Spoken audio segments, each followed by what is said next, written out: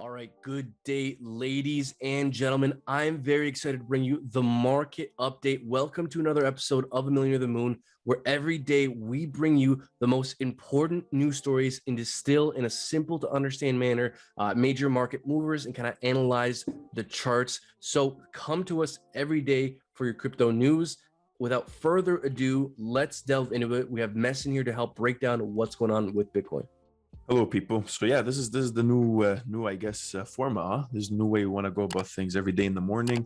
Just kind of have a quick summary of the whole market, whatever has been moving the most, whatever news you need to know about, or need to be stay accustomed to in terms of the market. Anything that's important that you should 100% be updated on. But overall, I guess if you can just delve right into it, the first thing I think we wanted to talk about here is with Bitcoin and Bitcoin dominance.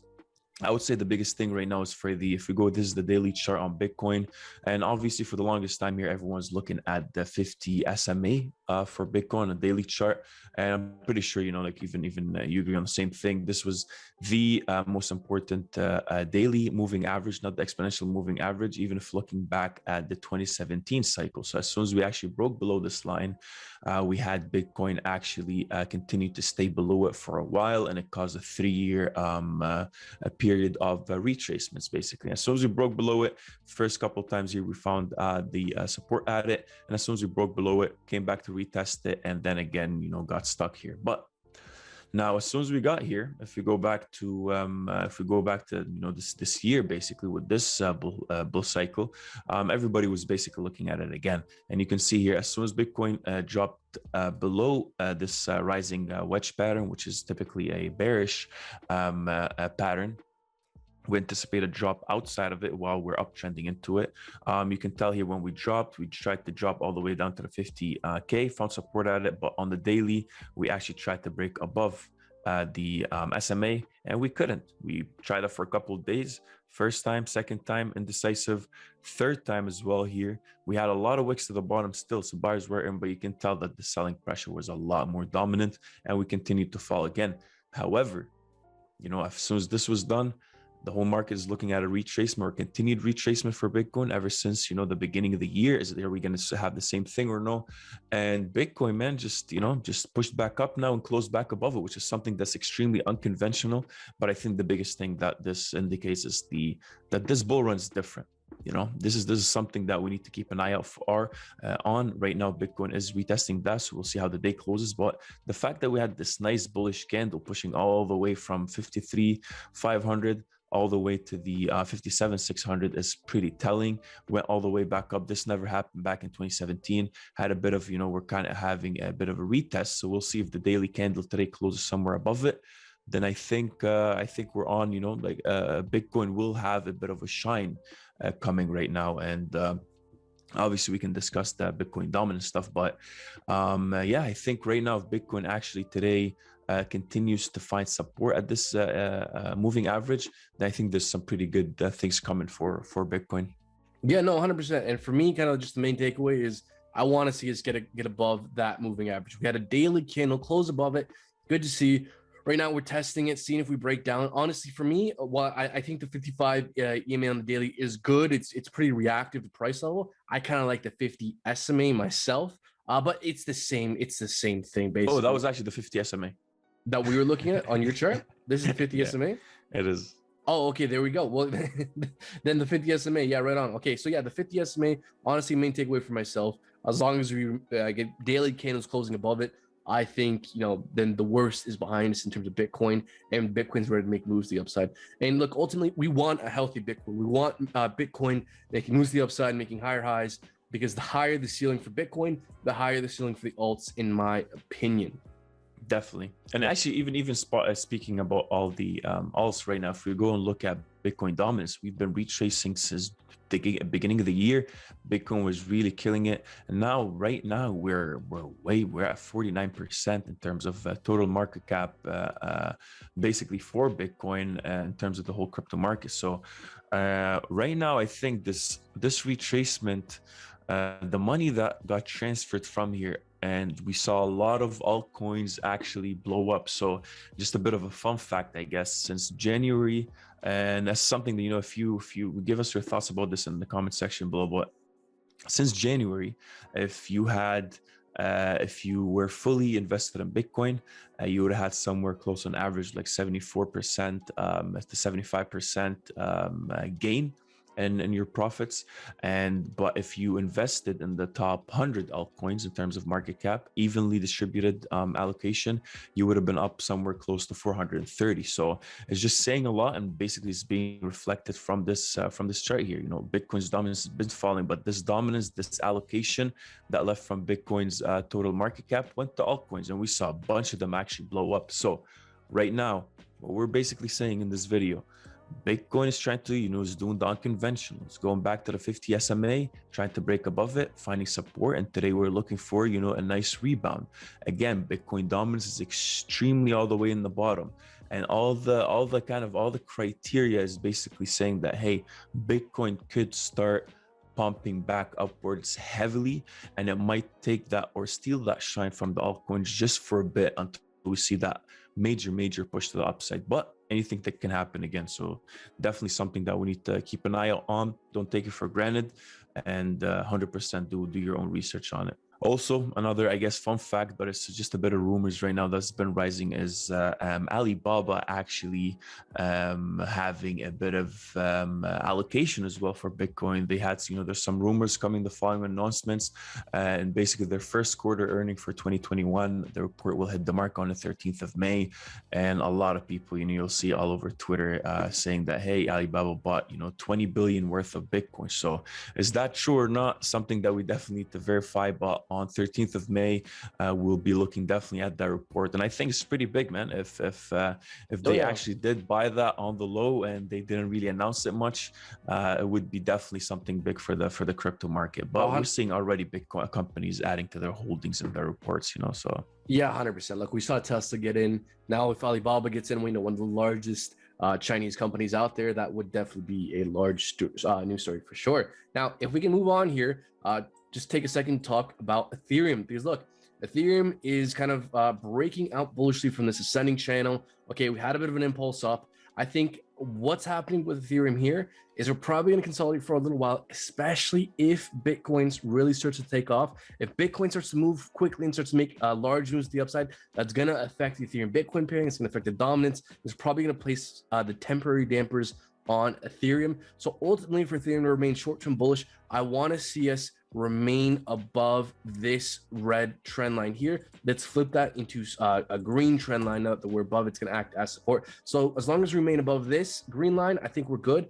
Also, the 21 EMA on the 6 hour, this is kind of a very good gauge of whether or not Ethereum is kind of short-term bullish or not. I think as long as we remain above this thing, even if we consolidate and retrace a little bit in the short term, I think we're good. If we start to break down from this thing, I think $2,600 is probably our next stop. We have a fib level right there. And I think eventually, whether it's a week from now, a month from now, quarter from now, I think Ethereum is very likely to reach $3,200 to $3,250 based off our fib levels here. So that's what's going on with Ethereum. Moving on to Ethereum dominance, folks. Ethereum dominance has been steadily making higher highs and higher lows. This is very significant for things to come. In my opinion, I think we're probably going to see an Ethereum dominance near these upper levels, high 26% range, 30% range by the end of this bull run. So I do think Ethereum still has plenty more room to go up, especially if we break above this red trend line here. That will just be a signal that marks a significant shift in the state of the market and Ethereum specifically. And look, we want to see Bitcoin and Ethereum do well, because Bitcoin raises the ceiling for all of crypto, Ethereum raises the ceiling for all of alts. That's what's going on with that. Now, I want to mention another chart to just kind of describe the state of this bull run, because I do believe we're in a bull run. With the last correction we've had, there was some major FUD going around, but there's some charts that we can look at that have historically done a very good job of kind of calling tops and bottoms to the market. And so based off some of these charts, I still think we have plenty more room to the upside with this bull run. One of these charts is the realized hodl ratio. Again, we can see whenever we've entered this red resistance zone, it is historically pretty closely called the tops. We've still not entered the zone. Another kind of similar chart here is the net unrealized profit and loss chart, which essentially identifies periods in which the market is euphoric, too many people are making too much money too fast, and the growth is unsustainable. That's that blue zone here, that euphoria zone. Again, historically has done a very good job of calling local and cycle tops and bottoms. So we've still not entered this blue euphoria zone. Therefore, we still have more room to go up. Once we start to enter these key critical inflection points, these zones of resistance where we could potentially anticipate a market reversal, we are going to be letting you know on this channel. So folks, like, subscribe, comment, and share, hit that bell icon notified of new uploads. So again, another major chart that I think tells us this bull run still has plenty of more upside through the coming months. Another very interesting chart to look at here and understand is the bunch Bitcoin. Of charts. Yeah, a bunch of charts here.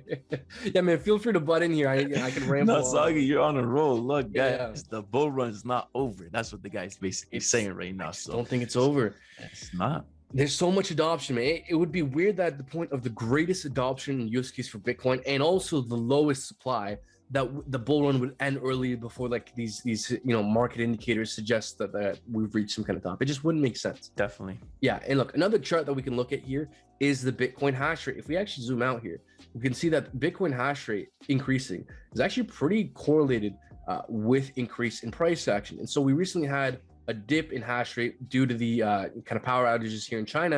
You can see here, this was the beginning of those power outages and also the beginning of the downtrend. But we can see that the hash rate is pretty well recovered, and we're kind of within the medium range that we were beforehand. So we're not all the way at these upper regions, but we've recovered quite a bit. So that's good to see.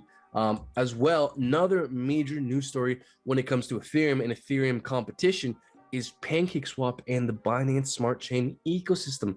Folks, the daily transactions on PancakeSwap have now surpassed that of Ethereum. This is a very big deal. The 24-hour transaction count on PancakeSwap has hit 1.733 million. This amount has exceeded Ethereum's at 1.427 million.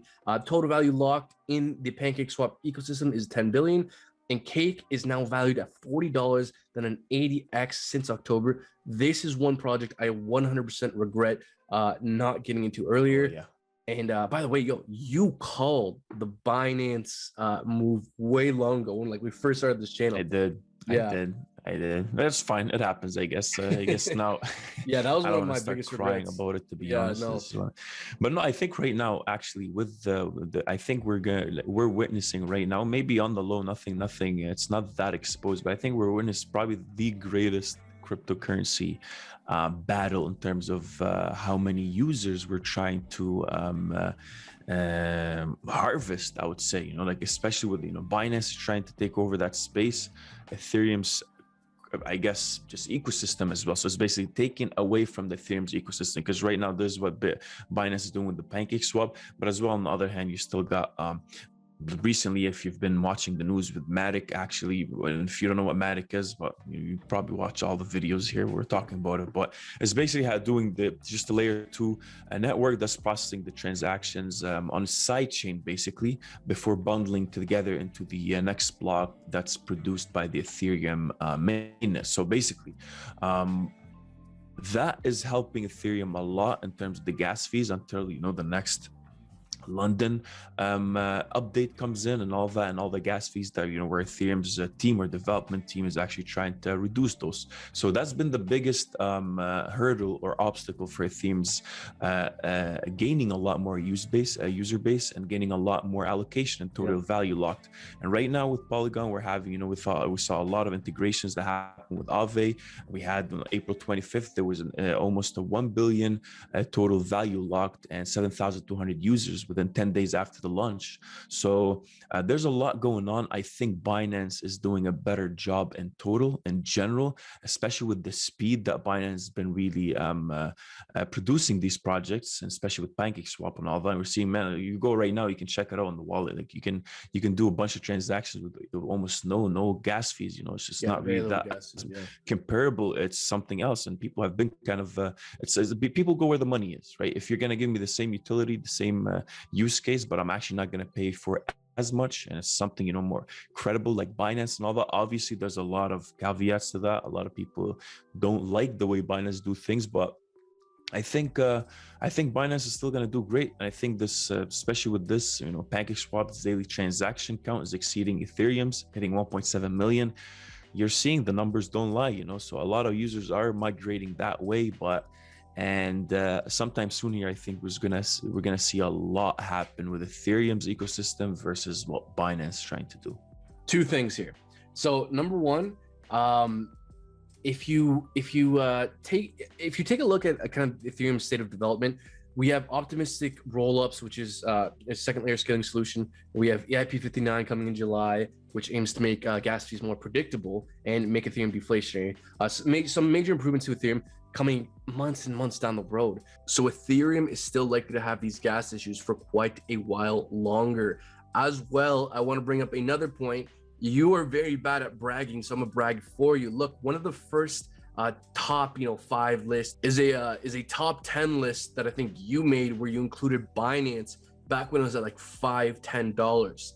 So I say this to say, like, subscribe, comment, and share, and hit that bell icon to be notified of new uploads, because our calls have been absolutely killing it. And if you've been following our channel from way back in the day, I mean, you could have been up quite a lot on a lot of different coins here. So why don't we move on here to like another major news story here I want to bring you guys. So the Muhammad Ali Enterprise has partnered with Eternity to bring a NFT drop of Muhammad Ali NFTs. So these are the NFTs they're looking to auction off. They're partnering with Eternity. So this is just a major news story when it comes to the fact that I think NFTs are still around, here to stay. We've been talking about Eternity on the channel quite a bit. I'm a fan of Eternity. I own some Eternity. I think it's like to continue to do well. And now that we've had kind of like this boom and bust cycle with NFTs, and a lot of people have gotten shaken out, I think over the long term, I think these good NFT projects such as Eternity probably still have much more upside potential. So that's my 2 cents with this thing.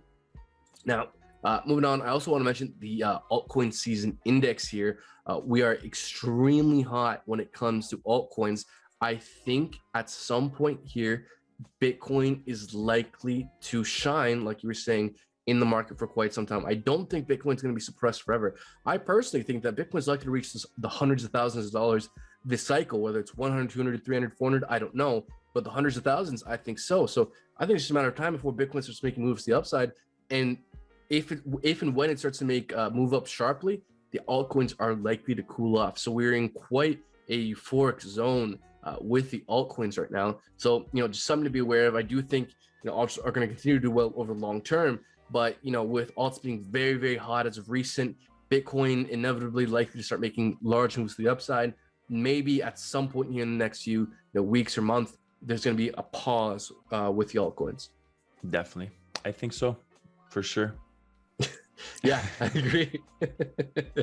And also, I just went up to you guys with the fear and greed index here. So the fear and greed index, I think, is kind of good just to kind of understand the state of the market. I like to buy when there's fear. I like to sell when there's greed. Right now, the market is somewhat greedy. We've been, recovering a little bit as of late. The market was very fearful last week. Now we're getting a bit more greedy. So it's just, something to understand with the state of the market. So, folks, that was the market update here. What is and this? Guys, if you would like to help her catch the cheater in this game, there's a very good game that just showed up out of nowhere on Brendan's on our ads. Yeah, thing here. It's all good, but yeah, we got it. Thanks for calling me out like that. Anyways, guys, folks, thank you for watching. That was the market update. Yeah. There you go. Let us know if you want to see something like that every single day. We're trying to have some sort of time here, something where we can commit to a specific time. And we're put this up.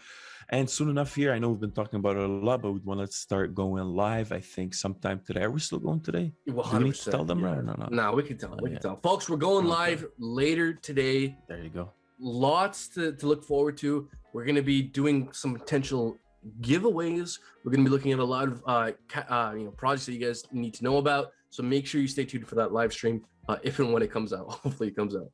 There we go. Have a great day, guys. Thank you for watching. If you like the video, please like, comment, share, subscribe. If you like the analysis, also let us know in the comment section below if you agree or disagree. Probably, we prefer agreeing more, but have a great day. Stay tuned for our new videos.